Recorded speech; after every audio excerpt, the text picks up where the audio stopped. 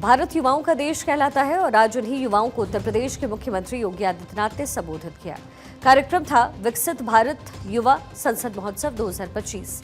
मुख्यमंत्री योगी आदित्यनाथ ने उत्तर प्रदेश विधानसभा में विकसित भारत युवा संसद में हिस्सा लिया। इस दौरान विधानसभा में आए युवाओं को उन्होंने बताया कि किस तरीके से विधानमंडल काम करता है। साथ ही उन्होंने सदन में पारित कानून की प्रक्रिया के बारे में भी युवाओं को जानकारी दी। इस मौके पर मुख्यमंत्री योगी आदित्यनाथ ने कार्यक्रम में चुने गए सभी युवाओं का देश की सबसे बड़ी विधायिका में स्वागत किया। वहीं उन्होंने विधानसभा में आए युवाओं का मार्गदर्शन किया है।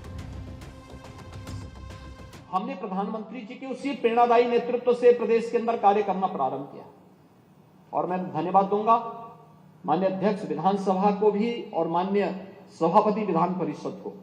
ये हमारे दोनों सदन जिन्हें मिलकर के विधानमंडल बना है। आपने देखा होगा ई विधान बना है, एक टैबलेट लगा हुआ है, कागज अब नहीं उपयोग किया जाता है, ई कैबिनेट होती है, कोई कागज सर्कुलेट नहीं होता है, टैबलेट है, आप उसके माध्यम से अपने कार्य को आगे बढ़ाइए। यह टेक्नोलॉजी का उपयोग करना ये जीवन को आसान भी बनाता है, लेकिन साथ साथ यह भ्रष्टाचार पर प्रहार का भी एक सशक्त माध्यम भी है।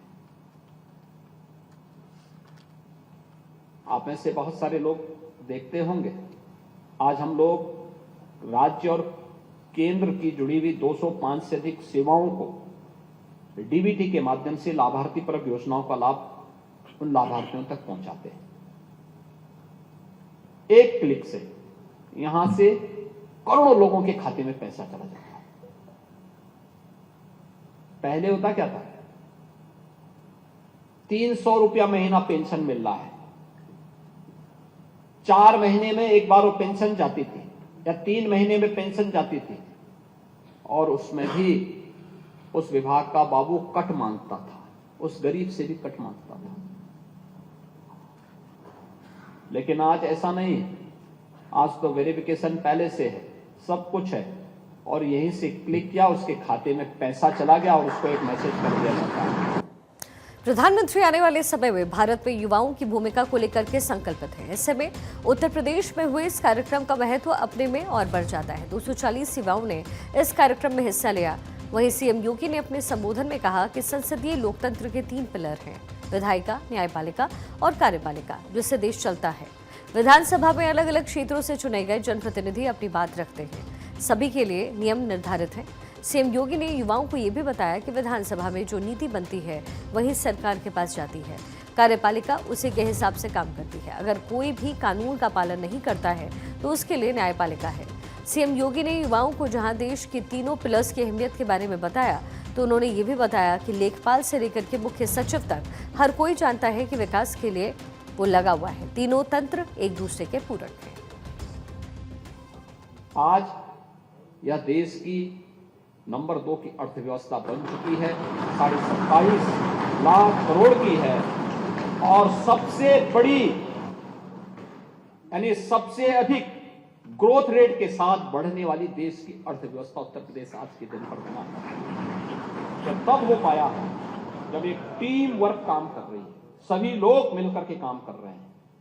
सरकार से जुड़े हुए लोग, जनप्रतिनिधिगण, समाज से जुड़े हुए अन्नदाता किसान हो, युवा हो, सरकारी कर्मचारी हो, पुलिस कार्मिक हो, समाज के अलग अलग तबके, व्यापारी हो, उद्यमी हो, अलग अलग तबके के सभी लोगों का जब एक साथ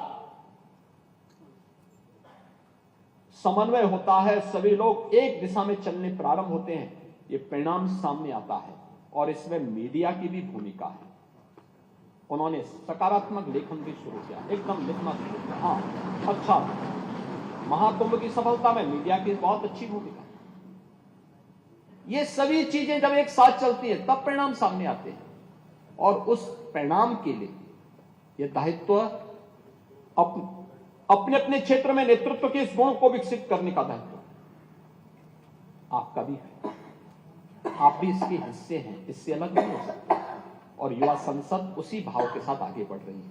मुझे बहुत प्रसन्नता है कि आज उत्तर प्रदेश किस प्रतिष्ठित विधानसभा में आपको आने का अवसर प्राप्त हुआ है। अगले 2 दिन आपके यहां व्यतीत होंगे। एक सकारात्मक डिबेट को आप आगे बढ़ाएंगे और अपनी बात को बिना किसी निसंकोच बोलिए। हाँ, बोलते समय तो जरूर ध्यान रखना कि उसमें तथ्य होने चाहिए और उसमें जो कुछ भी आप बोलें उसमें तथ्यों के साथ साथ आपकी संवेदनशीलता भी झलकनी चाहिए और शिष्ट आचरण भी दिखना चाहिए। अगर ये सब चीजों को, वही चीज शालीनता के साथ भी बोली जा सकती है और वही चीज अभद्र तरीके से भी बोली जा सकती है। व्यक्ति को तय करना है कि वह किस। सीएम योगी ने इस पूरे कार्यक्रम में आए युवाओं का जोश भी बढ़ाया। उन्होंने जहां युवाओं को देश का भविष्य बताया तो वहीं ये भी जाहिर किया कि युवा सिर्फ नेता बनकर ही समाज सेवा करे ऐसा जरूरी नहीं है। कार्यपालिका का हिस्सा बनकर और न्यायपालिका का हिस्सा बनकर के भी युवा देश को अपनी सेवा दे सकते हैं। युवा संसद का उद्देश्य ही यही है, नेतृत्व की वो क्षमता, वह गुण हम विकसित करें और वह विकसित करने की एक नई प्रणाली को प्रधानमंत्री मोदी जी ने युवा संसद के माध्यम से आपके सामने प्रस्तुत किया है कि हम भी अपने अपने क्षेत्र में उन गुणों से उत्प्रोत होकर के आगे बढ़ सकें जो किसी भी नेतृत्व के मन में होना चाहिए। आप धार्मिक क्षेत्र में बन सकते हैं, सामाजिक क्षेत्र में नेतृत्व दे सकते हैं। आप हर एक व्यक्ति को किसी न किसी क्षेत्र में नेतृत्व देने के लिए अपने आप को तैयार तो करना पड़ेगा। नेतृत्व का मतलब, युवा संसद का मतलब केवल नेताओं की फौज खड़ा करना नहीं। और जो यहां पे अभी हमारे दोनों पीठासीन अधिकारी, विधानसभा के माननीय अध्यक्ष जी ने, विधान परिषद के माननीय सभापति जी ने जो बातें कही, उन्हीं बातों को दिखाते हुए कि कैसे हम नेतृत्व की इस क्षमता को विकसित करते हुए अपनी बातों को प्रभावी ढंग से किसी एक मंच पर रख सकते हैं। युवाओं को संबोधित करते हुए सीएम योगी ने उन्हें ऐसे लोगों से बचने की हिदायत दी जो देश के विकास को प्रभावित करते हैं। सीएम योगी का इशारा उन लोगों की ओर था जिन्होंने नया ट्रेंड चलाया है, हमारी मांगे पूरी हो फिर चाहे कोई भी मजबूरी हो। मुख्यमंत्री ने इसी बीच पीएम मोदी के 25 साल के विजन डॉक्यूमेंट का भी जिक्र किया। भारत का संविधान अगर हमें मौलिक अधिकार देता है तो हमें हमारे मूल कर्तव्यों के प्रति भी एहसास कराता है और उन मूल कर्तव्यों के प्रति एहसास कराने के लिए आजादी के अमृत महोत्सव वर्ष में प्रधानमंत्री मोदी जी ने देशवासियों के सामने रखा था, एक विजन रखा था, एक विजन डॉक्यूमेंट 25 वर्ष का, कि देश जब 2047 में अपनी आजादी का शताब्दी महोत्सव मना रहा होगा, 100 साल की यात्रा अपनी पूरी कर रहा होगा आजादी की, तब कैसा भारत चाहिए? तब कैसा भारत चाहिए? एक विकसित भारत। विकसित भारत की उस परिकल्पना को साकार करने के लिए हमारे स्तर पर क्या प्रयास होने चाहिए? हमारे स्तर पर प्रयास होने हैं हर नागरिक के लिए पंच प्रण की बात प्रधानमंत्री मोदी जी ने की और ये पंच प्रण ही जिसमें विरासत के सम्मान से लेकर के अपने अपने कर्तव्यों के निर्वहन करने तक अलग अलग क्षेत्र से जुड़े हुए कार्यों को, किसी के साथ भेदभाव नहीं करना है, अपने विरासत का सम्मान करना है, अपने कर्तव्यों का पालन करना है। अलग अलग क्षेत्र में जो 5 प्रण प्रधानमंत्री मोदी जी ने आजादी के अमृत महोत्सव वर्ष में देशवासियों को दिलाए थे, वे पंच प्रण इसके आधार बनेंगे और उस पंच प्रण की आधारशिला को आगे बढ़ाने के लिए युवा शक्ति को हमें जागरूक करना होगा, क्योंकि जब ये देश अपनी आजादी का अमृत महोत्सव में वर्ष मना रहा होगा तब आपकी उम्र वह होगी जो आज हमारी उम्र है। उन स्थितियों में आपके हाथों में नेतृत्व होगा, जीवन के अलग अलग क्षेत्र का नेतृत्व होगा। कोई विधायिका के माध्यम से होगा, कोई कार्यपालिका के माध्यम से होगा, कोई न्यायपालिका के माध्यम से होगा। किसी के पास जीवन के अलग अलग क्षेत्र में नेतृत्व के गुण विकसित हो रहे होंगे, और याद रखना, नेतृत्व का गुण विकसित होने के लिए व्यक्ति का आचरण और उसका विचार, ये दोनों बहुत मायने रखता है। सीएम योगी ने जहां पर विधानसभा में आए युवाओं को उत्साह से भरा, वहीं इस कार्यक्रम का क्या महत्व है, कैसे ये कार्यक्रम देश के युवाओं को नई ऊर्जा से भरेगा, ये भी आपको बताते हैं। इस कार्यक्रम के तहत अगले 2 दिन में 240 युवा विधानसभा में भाषण देंगे। इनमें से 3 सर्वश्रेष्ठ युवा संसद जाएंगे। इस कार्यक्रम का उद्देश्य है 18 से 33 साल के युवाओं की आवाज को सुनना, साथ ही युवाओं में निर्णय लेने की क्षमता विकसित करना, जिसे मुख्यमंत्री योगी आदित्यनाथ ने अपने संबोधन के जरिए इसे बखूबी निभाया भी।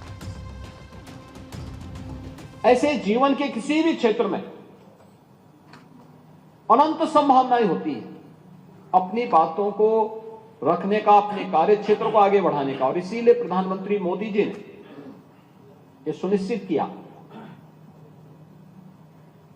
कि देश की पूरी व्यवस्था का संचालन होता है एक संविधान से। हम कानून कोई भी बनाते हैं, भारत का संविधान हमारे सामने होता है। भारत का संविधान 26 नवंबर 1949 को बनकर के तैयार हुआ। उसका जो ड्राफ्ट था वह बाबा साहब डॉक्टर भीमराव अंबेडकर ने भारत की संविधान सभा को सौंपा था, और प्रधानमंत्री मोदी जी ने 26 नवंबर 2015 से इस तिथि को संविधान दिवस के रूप में मनाने के कार्यक्रम को आगे बढ़ाया। इसके पीछे का भाव ही यही था कि हम लोग अपने संविधान निर्माताओं के प्रति कृतज्ञता ज्ञापित कर सके कि इन्होंने भारत का संविधान हमें दिया, जो भारत की 25 यानी देश की 140 करोड़ लोगों को पूरे भारत के अंदर बिना किसी भेदभाव के मताधिकार के उपयोग की ताकत देता है, बिना भेदभाव के हर एक व्यवस्था के साथ जुड़ने का पूरा अवसर देता है। मुख्यमंत्री योगी ने इस बात को जोर देकर बताया कि इस कार्यक्रम का आयोजन प्रधानमंत्री मोदी की प्रेरणा से किया जा रहा है। प्रधानमंत्री मोदी के लिए युवा शक्ति हमेशा से अहम रही। ऐसे में इस तरीके के कार्यक्रम के जरिए प्रधानमंत्री देश को युवा शक्ति के साथ विकास के पथ पर ले जाना चाहते हैं।